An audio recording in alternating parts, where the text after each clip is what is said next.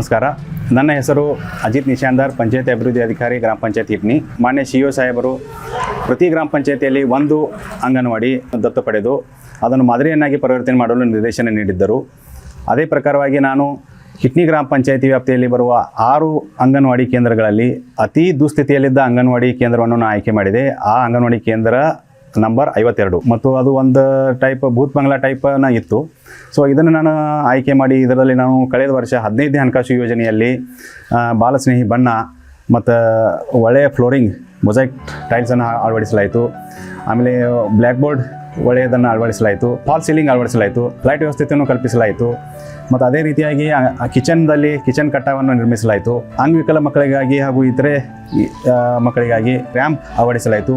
ಮತ್ತು ಮಕ್ಕಳ ಸುರಕ್ಷತೆಗಾಗಿ ಗ್ರಿಲ್ ಅಳವಡಿಸಲಾಯಿತು. ಶಾಲೆಯ ಮುಂದೆ pure block ಅಳವಡಿಸಲಾಯಿತು.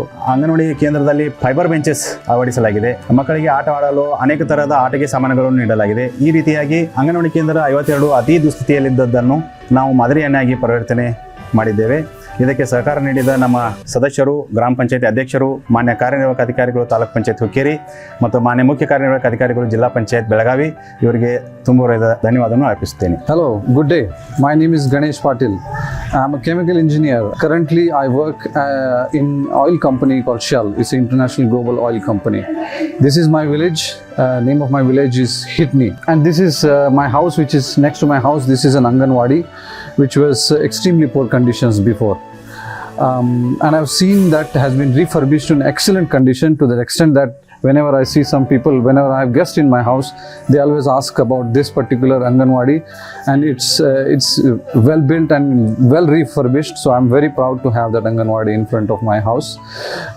I'm very thankful to the PDO, Nishanda sir, for his contribution and his good work here.